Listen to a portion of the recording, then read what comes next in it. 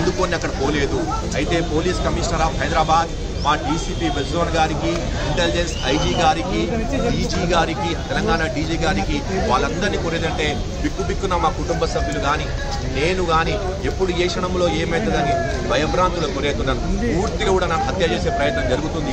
ఇంతకుముందు ఒక సంవత్సరం నుంచి నాకు డైరెక్ట్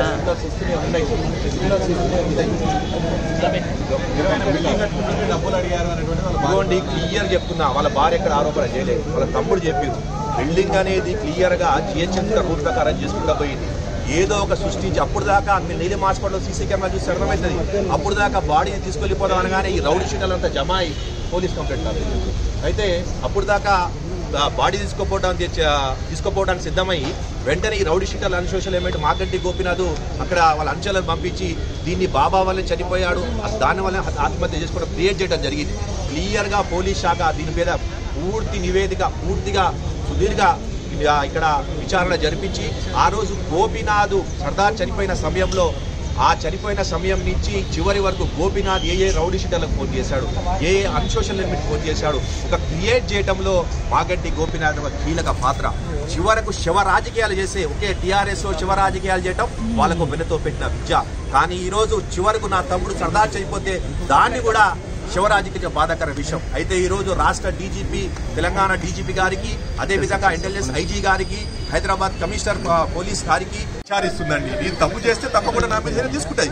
అయితే వారం రోజుల నుంచి అటు నేను పారిపోయానని, అదే నేను ఇక్కడ కనబడతలేదని నన్ను పోలీసులు గాలిస్తున్నారని ఇంత అసత్య ప్రచారం మాగంటి గోపినాథ్ చేయటం అన్పార్లమెంటు అన్సోషల్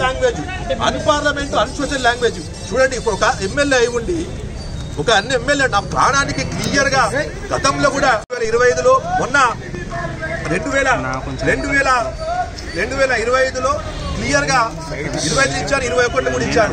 నా ప్రాణహాని. ఇంకోటి ఆ రోజు సర్దార్ చనిపోయినప్పుడు ప్రైవేట్ కాల్స్ నుంచి డైరెక్ట్ గా నా మీద ప్రైవేట్ కాల్స్ లో ఫోన్ చేసి బెదిరించడం జరిగింది. ప్రైవేట్ నంబర్స్ నుంచి క్లియర్ గా నిన్న నాంపల్లి దర్గాలో ఉరుసు ఉంటే ఆ ఉరుసుకి నేను పోతే నేను మా కుటుంబ సభ్యులు క్లియర్ గా సోషల్ మీడియాలో క్లియర్ గా పోస్టులు పెట్టుకుంటూ మాగంటి గోపినాథ్ అనుచరుడు బాబా గోపినాథ్ అనుచరులు నేను నాంపల్లి దర్గాలో ఉన్నారు, వెంటనే దాడి చేయండి, పట్టుకోండి అని చెప్పి సోషల్ మీడియాలో పోస్టులు పెట్టారు వాళ్ళు. అంటే గోపినాథ్ గారిని ఇక్కడ సూటిగా ప్రశ్నిస్తున్నారు.